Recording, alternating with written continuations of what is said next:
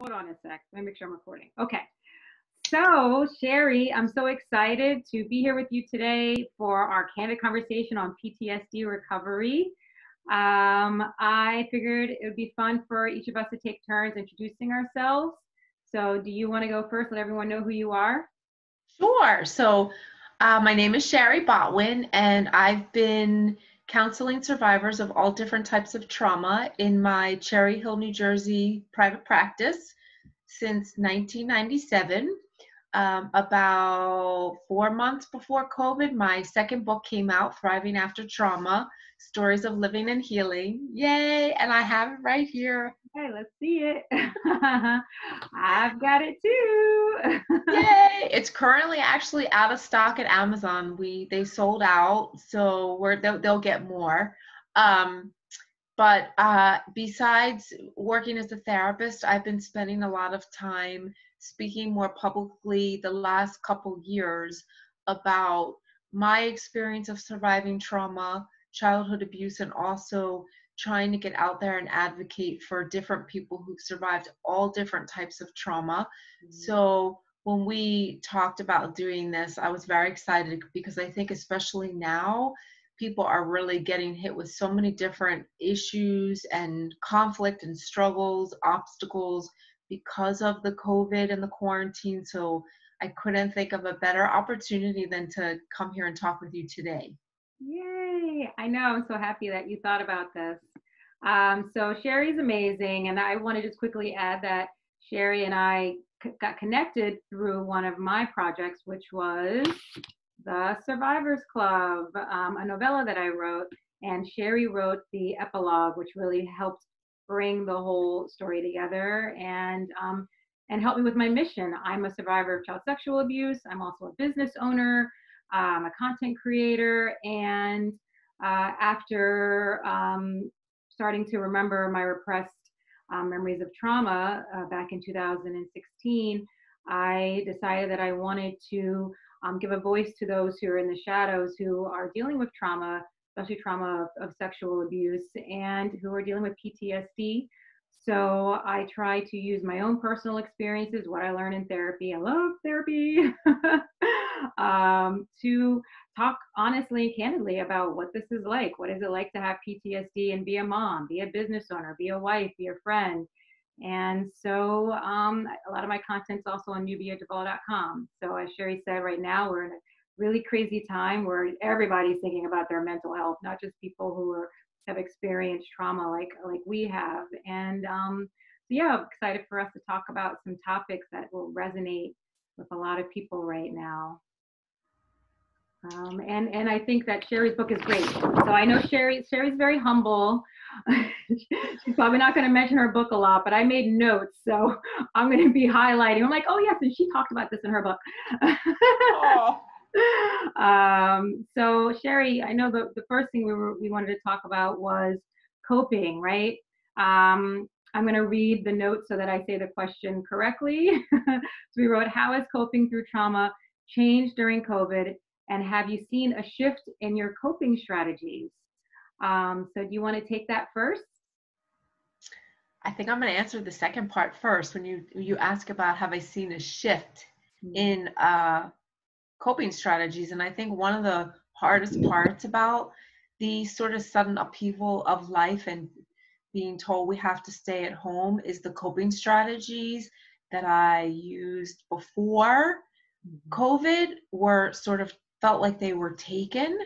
For me, having contact, being able to see people, being able to see people face to face, being able to go to my gym and take my classes, being able to go to all these different activities with my little guy and being around all these other families was a huge source of comfort and relief for me. So I think, and I don't think I realized it right away. I know that when we first kind of like started dealing with all this, I don't even think I thought about what was going to happen or how it was going to feel to have to be away from people. But I do remember, I still remember, I was getting my nails done on, I think it was like March 10th, and we got the email from the school district that the schools were going to be closed for 2 weeks.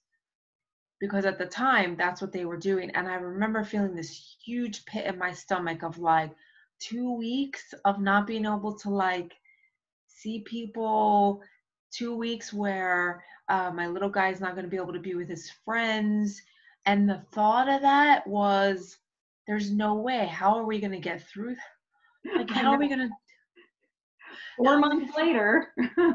so I remember, and I know it took me, you know, it was sort of like a gradual process, because I think in the beginning, I looked forward to, well, when the 2 weeks ends, then we can kind of go back to life as it was, because I don't think I really understood what was happening. And I think, again, there was an element of, this can't really be happening. Like, people were sort of whispering in my ear, we may not go back to school. And I would think, that's impossible. It's like the March the 20th. What are you talking about? It takes, and again, for people who repress, I think that can be common. We don't just sort of hear the news and go, okay, well, we'll just figure it out. I think there's an element of like, this really can't be happening. So I did notice that I struggled with that at the beginning, trying to make it like it wasn't happening. Not saying I didn't believe it. I knew that it was very serious and that there were so many people that were sick. That I knew, but just the impact, Right. the sort of the circumstances we would be left with, I really couldn't imagine. So what I really had to work on, and what I've been talking to people, my patients, friends, when I talk to people on air, is that I've had to readjust, and I've had to help others readjust with the way that we deal with our triggers, the way we deal with the PTSD when it starts to get activated. And I think at this point, what I do now is so different than what I did before. And I'm not sure, I feel like you can relate. I remember reading a post that you wrote about, and you weren't the only one that was saying this. You found yourself in your car one day just sort of like hysterically crying, or you go to your car so that you can do like a call and feel like you're just being in the role of businesswoman versus like teacher, mom, babysitter, all these things that we sort of are now doing. And I noticed that for myself, that ability to just be able to get in my car and go to work and even just drive to my office, I no longer have that. So we've really been forced to figure out, how do we take care of ourselves? How do we manage with all of the obstacles in addition to the triggers that we were dealing with before, whatever the date, March 12th, March 13th. So I'm not sure if I'm now digressing or if I'm still answering the question. Oh no, But you are. okay. And I think it's important too to just recognize that when you've been through the kind of stuff that we've been through, like childhood sexual abuse, and when you go through the uncovering process, which a lot of people don't even really know what that word means, but when you were saying how you repressed your trauma, I also repressed trauma. So there's like, first you survive whatever you survived, and then you go through another whole experience of having to survive working through what you're now remembering. That's a whole nother part of the process. And I feel like in some ways the quarantine has made me have to revisit some of those experiences and have to go back to that beginning phase of recovery where I had to constantly say to myself, it's not going to be like this forever. Because I think people feel like that this is never going to end. Like, I can't wake up one more day and think I have to go another day where I can't do this, or I can't do that, or I can't hug this person, or I can't call that, or can't see this person. So I feel like it's a daily battle. It's a struggle. And some days really suck. They really suck. And then other days are amazing, and like sort of like gifts are coming out of. And I know we're going to talk about it all, so I don't want to answer all the questions at once. Yeah, I know, right? Yeah, we'll get to that. But I totally agree. I think in the beginning in March, well, I often joke that my husband is a doomsday type of guy. So even in the beginning, he was like, "This is going to be here forever," you know. He's someone that believes that you don't you don't you don't try to be too positive. You know, you got to be really, practical about this. So I live with someone who's like that. So even though I try to be a little bit more on the positive side, I knew that that, school was probably going to never go back to normal for the school year. And oddly, I felt like I got this in the beginning. I was like, please, everybody else freaking out. I'm used to feeling isolated. Ooh, you go. I was like, I'm used to feeling trapped. I've been, emotionally, mentally trapped for years. So I kind of have this, which I'm kind of not surprising, like this toughness, tough exterior. And then all of a sudden I was by April and trying to manage, as you said, have all the hats.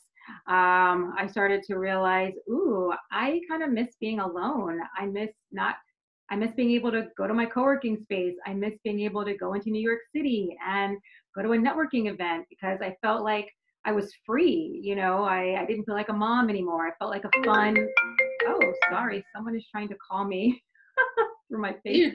You're still working. I know, right? Oh my God, it never stops. But so yeah, that all of a sudden I started to realize, okay, no, I am being affected by this, and I need to stop with the tough exterior and deal with it. And like I said, yeah, the coping mechanisms changed. I wasn't able to get out. I realized being able to be out alone or going into the city or seeing friends was part of coping for me. And I was losing a part of that identity. And so I was in my car, back in March. I think it was the end of March. Maybe it was, or excuse me, it was in April. And I said to Chris, like, I just need to leave. Good luck with the kids. You handle them. And I had been threatening to do it for a while. And it was hard because my husband's job is very demanding. I lost a lot of my business, right? So it was like this weird balance of, okay, I lost a lot of business. I want to keep my business. I should be working hard to get new business, but I also need to teach my kids and make sure they're learning. And it was just, you just felt like you were just torn and pulling in so many different directions. I think the one thing that really saved me was, one, I was always doing virtual with my therapist.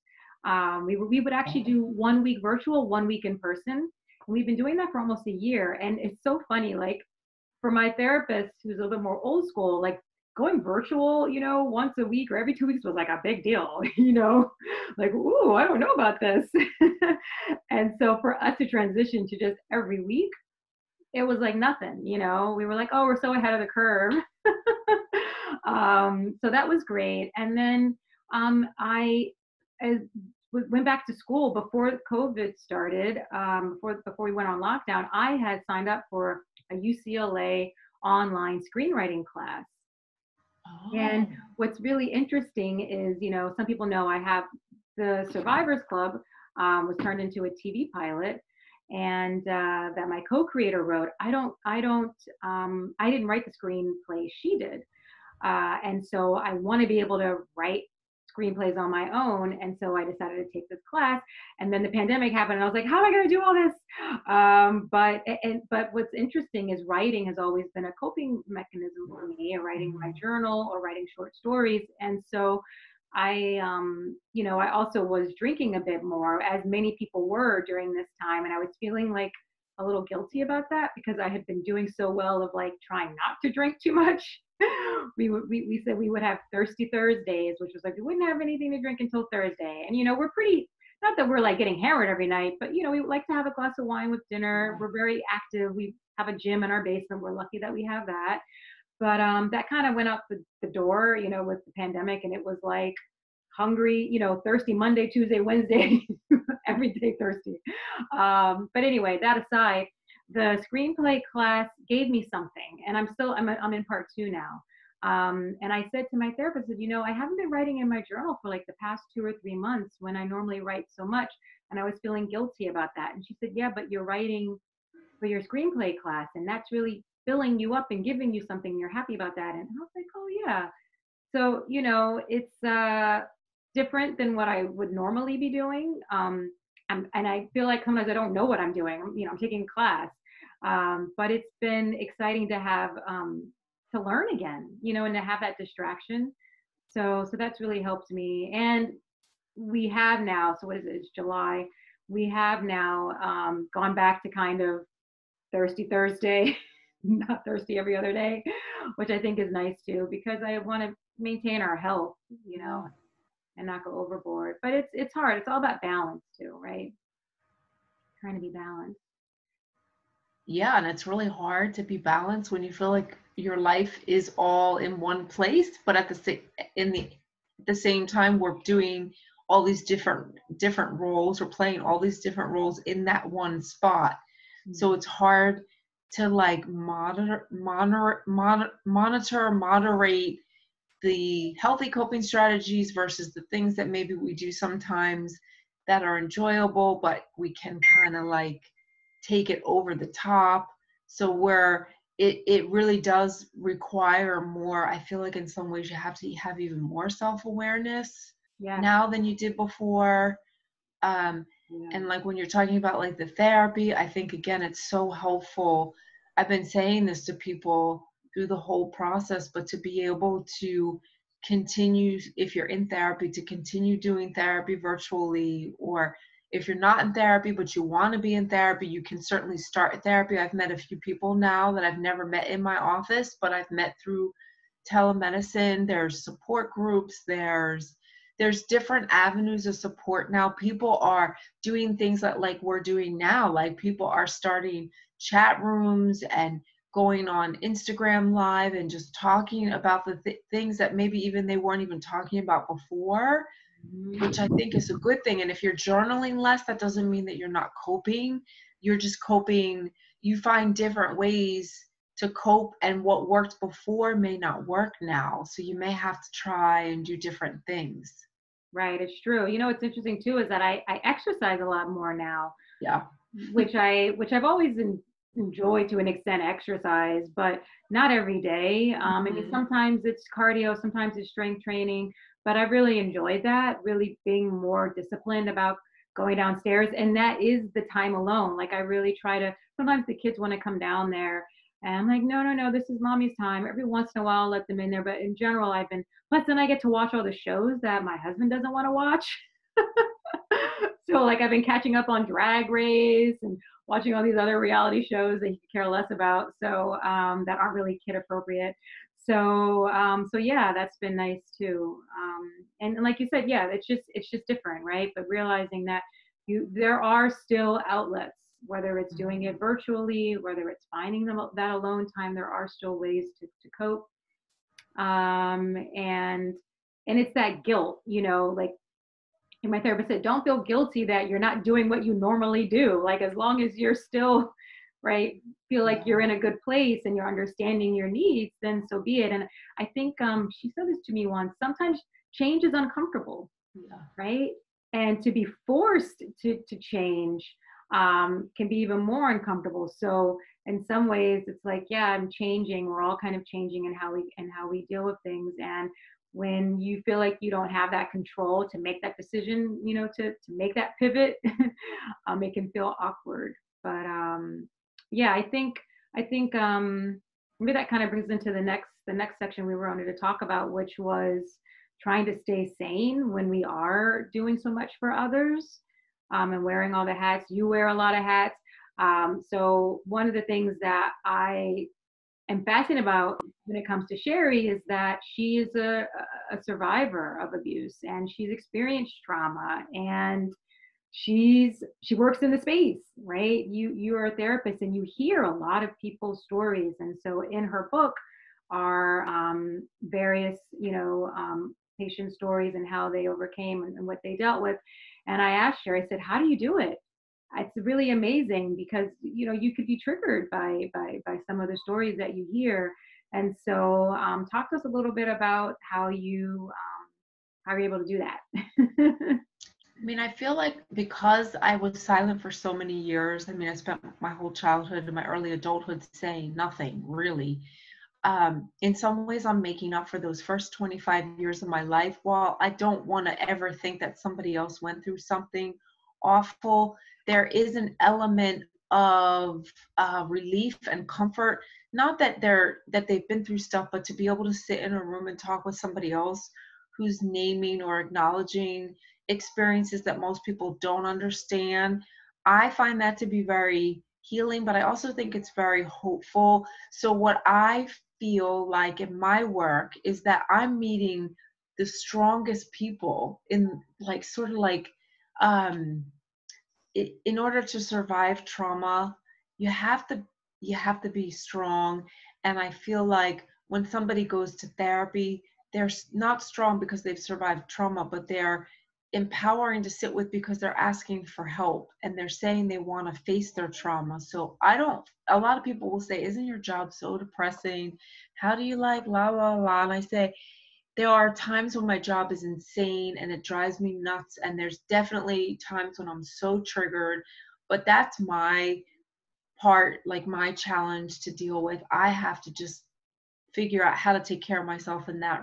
I reach out to people, I talk with friends, I talk with colleagues, I talk with my therapist. So I feel like that part, it's not that difficult, but to be able to sit with other people and recognize that this is only one part of the experience when they're facing trauma, but that all the hope and all the happy and the joy that follows trauma recovery, or that I get to witness in terms of watching people go from survivors to living in full life, and to be able to watch people have relationships, to watch people become parents or open up their own business, or just sort of go after the dreams that they felt in the past they weren't going to be able to accomplish because of their trauma. I think it's exciting, and I find my job to be very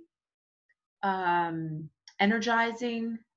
And I think the idea of staying sane at this point, I think it's different than it was before, because now I'm more, again, by myself. So part of staying sane, I feel like for all of us, is just knowing that we're not the only ones that think it or feel it. So what I say to myself and what I tell other people is, when you start to feel like, have I lost my mind? Am I going insane? Just tell somebody what you think you're losing your mind over, and most likely they're going to say, yeah, no, I feel the same way.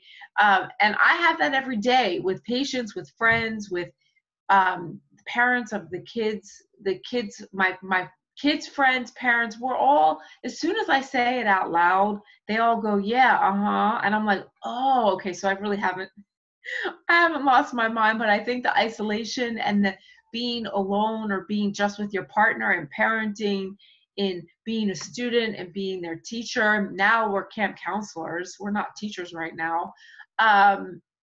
If you say, well, do you find that this, or do you ever think that? Everybody says, yeah. And I'm like, oh, okay. So for me, honestly, staying sane is really just about checking it out with somebody else. I just need to find out, is it just me? And like, the thing that I don't think a lot of people understand about childhood abuse and recovery is that we often feel like something's not right about us, or I don't feel like I fit in. Socially, I often feel awkward, or like I don't feel like I'm like everybody else in this world. So to be able, when we feel like that now, to be able to put sort of words to that and voice that, it's very much like, it's very relieving. And it's not just like a healing thing for today, but it's sort of, for me, I bring it back to, okay, well, this is part of what you struggle with all along anyway. So now it's sort of like a double, like, you're not only like letting go of the shame about your life today and what you feel, but you're letting go. That would be my one cat that just decided she's going to join us. She's been working with me all day, every day. She sits behind the computer. But to be able to just know that, like, usually when you think you're the only one, usually it's the opposite. Most people think like that. So just to be able to say out loud to somebody else, do you get what I'm saying? So freeing, and such a relief, and so healing, and definitely a sanity maker. Mm-hmm. Definitely part of what keeps me going. So I want to talk to you about anger. It's something that you mentioned in your book, about dealing with anger and how it can be uncomfortable. A lot of people right now are angry, just because they feel like their whole world has been turned upside down, and they feel trapped, or they've lost their job, or so many things. And so a lot of people are feeling angry. Survivors also have anger issues. I never realized how much being angry made me uncomfortable until I got PTSD and started to really realize how anger like debilitated me. I at all costs wanted to avoid being angry, but because of that, it was a detriment to myself because I wasn't allowing myself to feel, and I was never putting myself first and putting others first, and all of these things, right? So now, I've noticed that my that I feel like I was doing so well for the past 3 years, understanding my anger, talking through it, breathing through it, all of these things. And then my anger started to come back during the pandemic and being on lockdown and being frustrated. And I was lashing out on my kids. I was lashing out on Chris. It's just, it was very, really difficult. And so, what advice do you have for people who are either those who are dealing with trauma or not, on how to feel comfortable with their anger and how to deal with it, and not be ashamed of the emotions that they feel? Because I know with a lot of survivors, you also feel shame. Right, you feel shame But for feeling angry. yeah, Like, I it's know. not your. Which to an outsider be like, why do you feel ashamed? You can't get it, but we get what that means. You and I get it. Yeah, because we associate anger with bad things happening to us or watching bad things happen to other people because of how they dealt with their anger. We don't realize in our childhood that anger can be empowering and healthy. And in some ways, it's when we get angry that we're trying to reestablish safety because somebody has stepped over our line or our boundary. We weren't taught that. But when you talk about like how a lot of people are angry now, we've nobody since this has started has not had some major disappointment, whether they had to cancel their wedding, their trip, they couldn't go to their graduation, they couldn't spend senior year with their friends. We all have lost things as a result of the pandemic.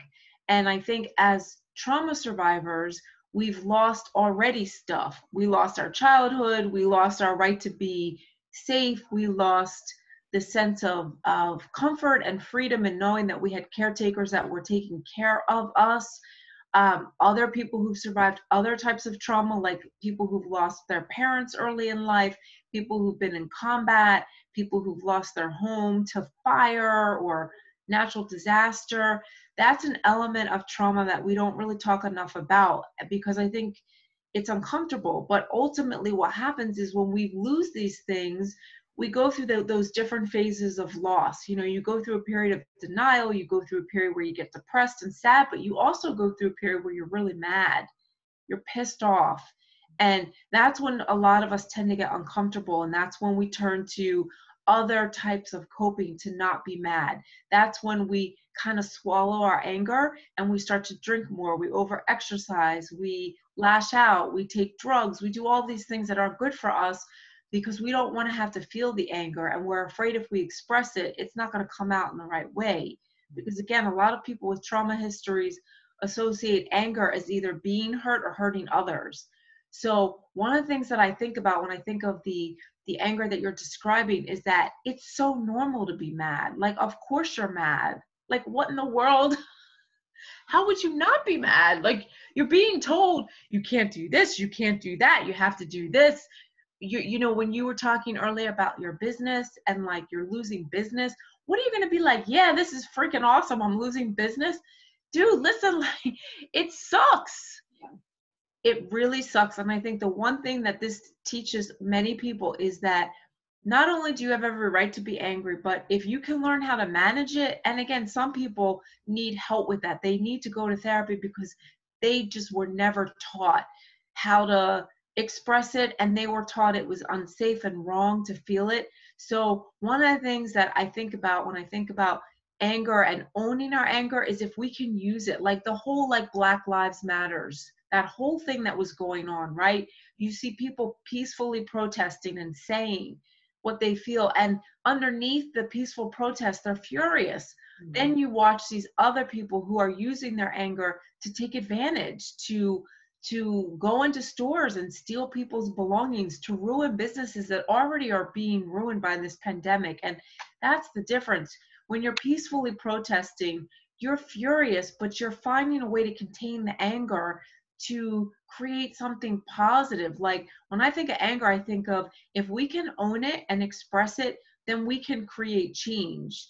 When we try to avoid it, when we try to push it away, or when we use it to hurt other people, that's when the sort of the bad things happen. So I think that what I would say to people is if you feel mad, it's okay. If you're mad at your husband, if you're mad at your kids, if you're mad at the teacher, if you're mad at the COVID, whatever you're mad at, even if it's not rational, because sometimes it's not rational what we're mad at, it's still okay. It's a matter of owning it and saying, this is what I feel, and it may not make sense and it may not feel comfortable, but it's certainly not wrong because it's what I feel. So what can I do with my anger?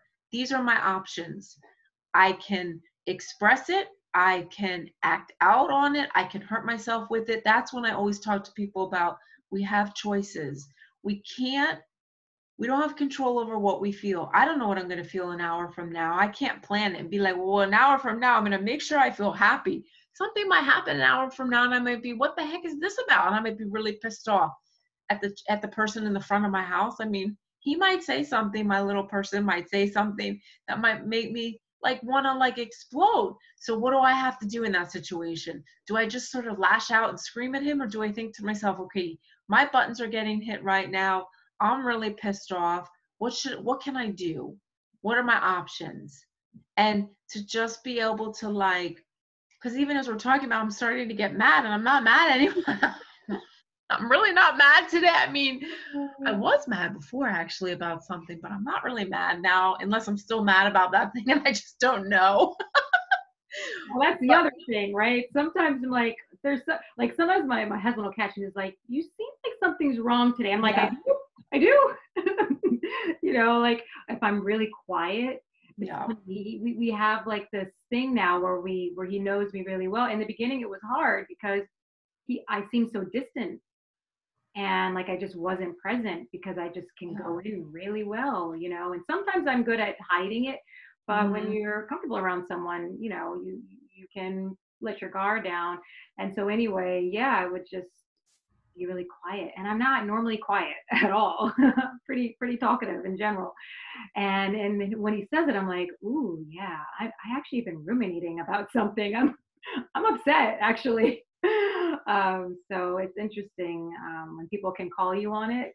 Yeah, and sometimes you don't know. Like sometimes, especially for people with a trauma history, we're so good at pushing away feelings that as soon as they start to like emerge, we have all these unconscious defenses that just sort of they just go away. So sometimes it's helpful to have somebody else point out like you seem really shut down, is something wrong?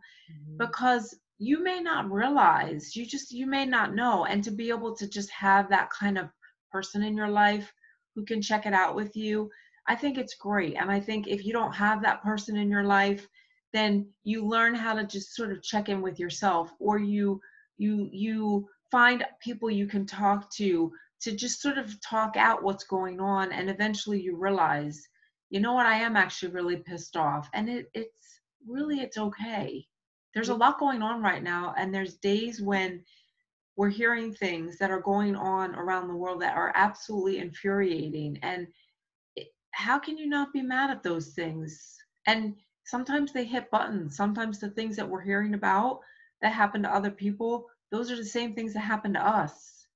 Or they remind us of things that happen to us. So if we try and just sort of act like it doesn't matter, or I can't relate to that, or that was a long time ago, that's when you run into problems, because that's when it starts to eat at you, and that's when you start to shut down and disconnect. No, it's a good point. And Yeah. actually, you know, the what you said about it's good if you do have someone or that can point that out. You know, that was a process for us. Kind of brings us to the next thing we were going to talk about, which was boundaries and letting people know what you need from them, or how you want to be spoken to, or how you want to be touched, all those things that are uncomfortable for us to say, because we think that that's going to cause problems, you know. And in the beginning, when my husband would say, I don't make him sound bad, but you know, this is just natural. He would just be like, "What's going on with you?" you know, he would kind of say it like that, like in it with a negative tone. And I would be like, well, you know, and I would get annoyed, like, what, you know, I've had a rough day and I just need to be in my house, you know, and we would end up having like a little fight about it, to be totally transparent. And then I realized, okay, this is what's going on. He's saying that I'm not in the moment, and then he's taking it personally, like maybe I'm mad and he doesn't understand. He wants me to be in the moment, he doesn't understand why. So, you know, we had to sit down. I mean, this is like months and months and months, you know, it wasn't like an overnight thing, and talking about it in therapy, and then realize, oh, we need to sit down and talk, like, hey, you know what, if you notice it, say, hey, are you there, are you okay? Yeah. And say it in a tone that sounds comforting or caring, and not like annoyed because all of a sudden you're just in another world. And it's really made a difference, and it has enabled us to, for me to like go, oh yeah, I have someone I can speak to, you know. Wow. And I'm very lucky. I know not, and as you said, not everyone will have that. And I would recommend, like, hey, you know what, if you're not seeing a therapist, do it, so that you can talk those strategies out and figure out how to uncover those things. But setting boundaries has been really, really important for me, and mostly setting them with my family, and with my mom, which is not wasn't easy to do, but we're in such a better place because I might say to her, hey, today I'm just not in the mood to chat, or hey, well, even today she texted me, oh, I have something I want to talk to you about. I said, you know what, can you send me an email about it, or can we talk about it when I get back from vacation? If it's something that's going to trigger me, I just don't want to talk about it now. And she's like, you know, we can talk about it when you get back, versus it being like, well, why don't, you know, being like an issue, right? Like, well, why can't we talk now? She understands, hey, you know what, she needs her space. And it's taken us a while to get there. Can you talk a little bit about setting boundaries? Yeah, and I think again, right now we're being tested more than ever. It's like boundaries, like we're all living on top of each other. And I think that people, the word, a lot of times people will say to me, I don't even know what you mean. What do you mean by boundaries? I don't even know what that means. And it's really about being able to say to people, no, being able to say to people, when you say this, that makes me feel that, being able to sort of establish at what point the person you're in the relationship with is crossing over. As parents, you know, we're constantly being tested, our boundaries. And I think that what I'm learning, and what I've been learning for several years now, is that it's in setting boundaries that we no longer feel like a victim. It's being able to say to people, especially people in your family, because I talk to a lot of people who have been hurt by someone in their family, and some of them want to stay in relationships with those family members and some don't. But when you want to stay in relationships with people that at one point hurt you or enabled the other person in your family to hurt you, how do you, like, what do you do to be able to say, like you're describing with your mom, to be able to say to family members, this isn't good for me right now, or I don't want to do this right now. Or even I talk to people about how they'll write down on a piece of paper, these are the things I can talk about, and these are the things I will not talk about with this person. And it doesn't have to be family. It could be your boss, your friends. It could be anybody. But I think to be able to recognize what works for me and what doesn't work for me. At what point am I feeling like, okay, this is not comfortable for me. This is making me feel unsafe. This is making me feel like I'm being backed into the corner. In my work as a therapist, I'm constantly having to reevaluate my boundaries, because some people want things from me that I can't give them. They think I'm a therapist, so that means that I'm just always going to be available, or that means that I don't have feelings. So even as a therapist, at times I've had to say to people, you know, it is my job to be able to maintain my boundaries and to be able to maintain composure. But right now, what you said really hurt my feelings. Like, it really hurt my feelings, or that really made me feel uncomfortable. I don't like that you're doing that. So I think that now, when we talk about boundaries, it's even physical space. Like, when we're in a quarantine, we can't just be like, well, when I go to my office, I can have sort of that separation.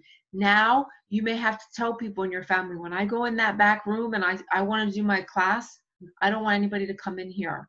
Before, it might not have mattered because we didn't see our families as much, so we missed them. And we're like, if our kids are jumping on our Peloton bikes with me, who cares? But now it's like, dude, if you come anywhere near me during this 45 minutes, I'm going to take you, I'm going to throw you over the balcony because I need this. So even to just establish if I'm in the same room with my little guy, to be able to say, okay, when I'm on my Peloton, which is one of my like sanity makers, you just need to be able to do this, this, and this. I just can't do these three things. And it sounds like silly, but it's not silly, because it's about figuring out how to take care of ourselves and how to have those parameters. And I think a lot of boundaries are about being able to be okay with what our boundaries are and being able to set them. We struggle, and I'm assuming you could, when I say we, I'm like, I think you pretty much will say yes to me, but we struggle with feeling okay about it. We feel guilty. Like, I don't know if when your mom texts or calls and you feel like I can't do this today, if there's a part of you, you know how to do it, you know how to write, okay, this is what's going on right now, but part of us feels like, oh, that was mean. Like, we struggle with that. And I don't think just we, meaning you and I think a lot of people, moms talk about this all the time. Like, they know how to set the boundary, but then they feel like they're a bad person for saying no. You feel that as a parent, you know, like, oh, I feel so bad, I don't want to upset my kid, but boundaries are what keeps the relationship healthy, and boundaries is what keeps people feeling safe.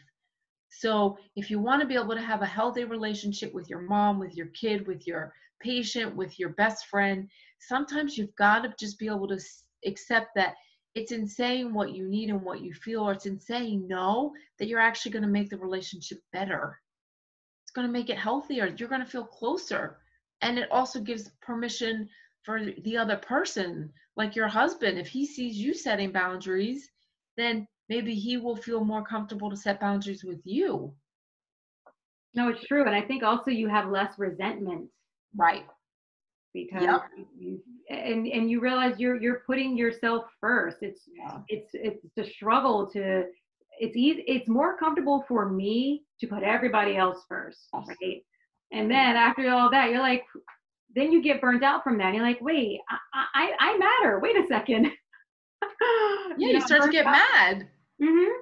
And then it makes you angry, and it's like a cycle, you know? So yeah, I'm like so happy, you know, pat myself on the back that I've been working on it. And it does impact so many of your relationships as a parent, as a partner, as a friend.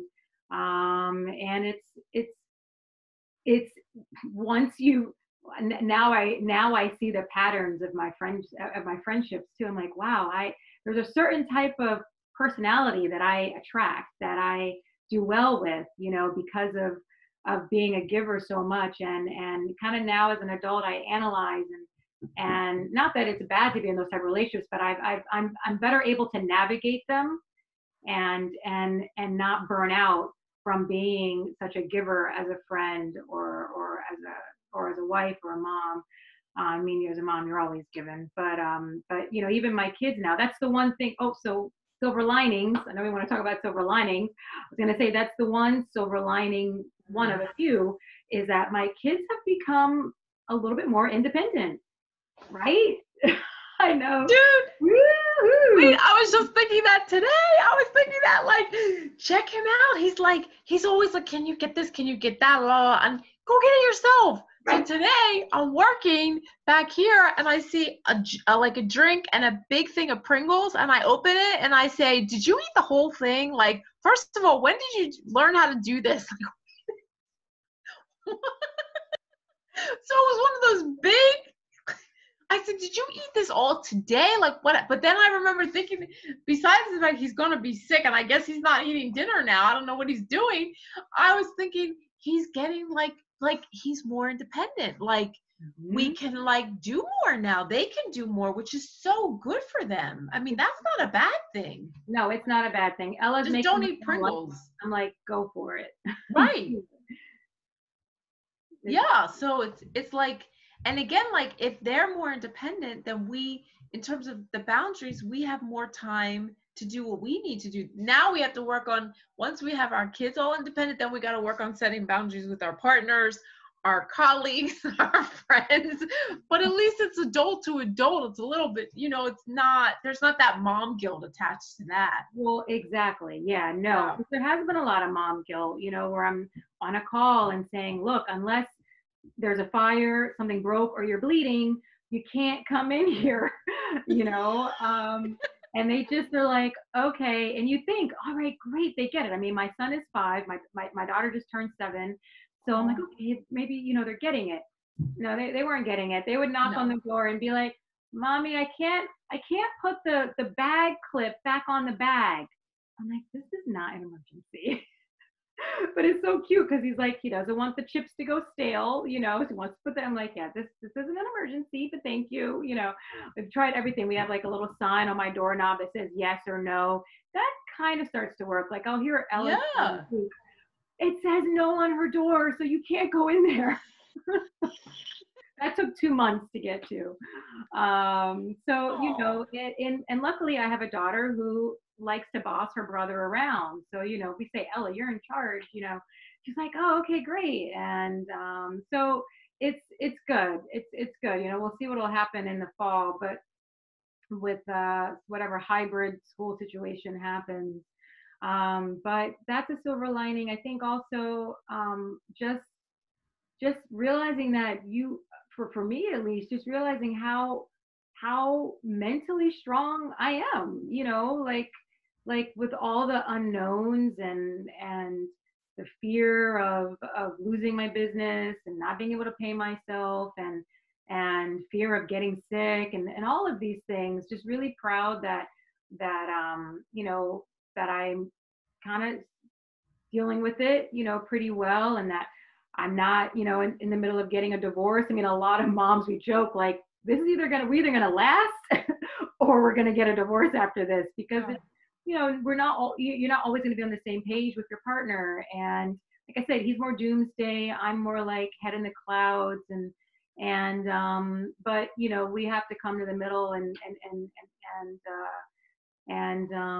try to make things work. And you know, like for example, letting the kids be outside with their masks on and play with the neighbor. Like we said, hey, you know what, they've been on quarantine, we see them every day, like it's okay to let them go in the backyard with their masks on. And the good thing is they love their masks, they think they're like little, you know, superheroes or whatever. It's so funny. So we get so worked up about our kids, like, oh my god, they're going to be, you know, damaged from this and that. I mean, they kind of get it. They're like, yeah, there's a virus, and you know, Trump sucks. They say that every day. Dump Trump. Not to make this political, but it's just kind of funny. And you know, they're really taking it in stride, and I'm so proud of them because they've had a lot of disappointments the past couple of months. A lot. Ella has had a birthday, you know, and it wasn't what her usual birthday looks like. So I think, you know, the other silver lining is just realizing that our kids are a lot stronger than we think they are, and sure, they're going to have, you know, they'll remember this. And I keep saying I want them to look back and realize, wow, mom and dad really did a great job of trying to make us feel safe. Well, the thing is, the difference between them, your kids and my kid, and us is they know they're safe. So they're not going to have PTSD. They will always remember this, but they will not be traumatized by this. Because if they live in an environment where they're being taught how to protect themselves from getting sick or how to protect themselves from getting others sick, and it's not all doom and gloom, and if we protect them from the news and the things that could upset them the most, they'll be fine. Will they be affected by this? Will they struggle with the change if we start to shift back into some type of normal living in September? Yeah, but they're not going to need to call somebody like me to see their kid. And I'm not bringing my kid to see somebody like me because you try and make the best out of a situation that really sucks. And I think that there's a lot of wins that come from this. I mean, all the outdoor activities that we're doing with our kids, maybe they'd be at camp right now, but we wouldn't be with them. We get to be with them, and they get to like learn about boundaries, and they're learning at age 5 and 7 that wearing their mask could keep somebody else from getting sick. Yeah. It's amazing. And if only other Americans that are so mask averse had learned that when they were younger, we'd be in a different place right now. But I have to say, I'm so happy that we are Jersey girls. I'm so happy we live in New Jersey. You know, New Jersey was really scary in March and April, and thanks to, you know, New York and Connecticut and the states really coming together, I'm just like, oh my God, I'm so happy where I live. You feel a sense of safety because you're living in a state where there's been attention and focus and intervention from the beginning. Not like, oh, everything is fine and it's not going to happen here. So it's good to live in a state where there's not so much denial and people just not caring. And again, I know it's not black and white, but I hear what you're saying. I think you had said when we were chatting about doing this conversation, you said something that I really loved, which was, it's never too late to have a victory. Yep. A great statement. I'm turning 50 in November, and I have been saying to myself, there will be many victories that will come from, like, not just turning 50, but just like every year that goes by, there's something more that we can do that we couldn't do before because of things that we went through. So it's never too late, and it's never too small. A victory is something we're celebrating, even if it's something like, I finally like asked for help, or I finally told somebody I was mad at them, or there's victories that probably we could acknowledge every day that we're making. And it is important at the end of a day, especially at the end of a day, on these days, these long sort of like convoluted days, that we sit and we take like inventory, like, okay, so what were some good things that came out of the day?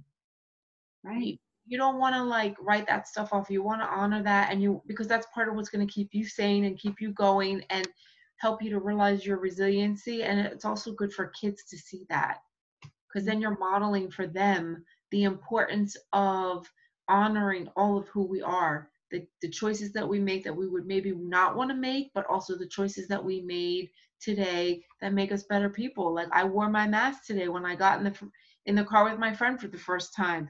That's something that I talked to my kid about yesterday, because he hasn't been in anybody's car until yesterday. And he proudly walked down the steps and wore his mask and sat in the car and thought, I'm going to do what I got to do to be able to sit in this car and make sure everybody's safe. Wow. It's like, it's important. Yeah. No, that's amazing. I think it's a good note to end on, and remind people that it's never too late. And like you said, even if it's something small is still a big deal. And we once a day, I try to think about something that I'm thankful for. And you know, you look at the news, and there's just and I'm in PR, so I have to read the news, you know, here and there. I have to be up on what's happening, and it can really get me down. And then I'll say, but you know what? I have my health today. Or, you know, I had a good conversation with a colleague today. And that's what keeps me going. And having that community, right? Having that amazing community around us. And thank God for the internet that allows us to do things like this, that allows us to stay connected with people. This would be a really different situation if this were in the early 90s or the 80s. And Chris and I say that so much, like Amazon, as much as, you know, that's very polarizing right now, but being able to get delivery, whether it's wherever you want to get it from, is like a game changer with when you're dealing with something like this. So, you know, we should remind people how to find us, because you're talking about this all the time on social media, and you talk about it in your book. So let's remind people how to find us on social media and our website and all that stuff. So you can find me pretty much anywhere these days if you just Google my name, but my website is just my name.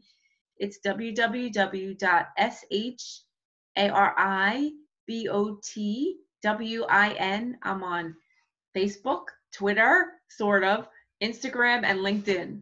I'm sure there's other social media platforms that I have not been on yet that I should go on, but that's where I'm right now. That's good enough. Oh my gosh. Hey, I'm the same with you. I'm on Twitter a little bit. Like, I think I just like syndicate whatever my Instagram does. You can't do everything, but I'm the same. NubiaDuVall.com, NUBIADUV as in Valley, ALL. And I'm on Instagram and Facebook and Twitter. My Instagram and Facebook is Encounters with Nubia. And yeah, I'm so happy that we did this, Shari. This was awesome. I hope it will help many, many people and keep them remembering that you're strong and get through this. Right?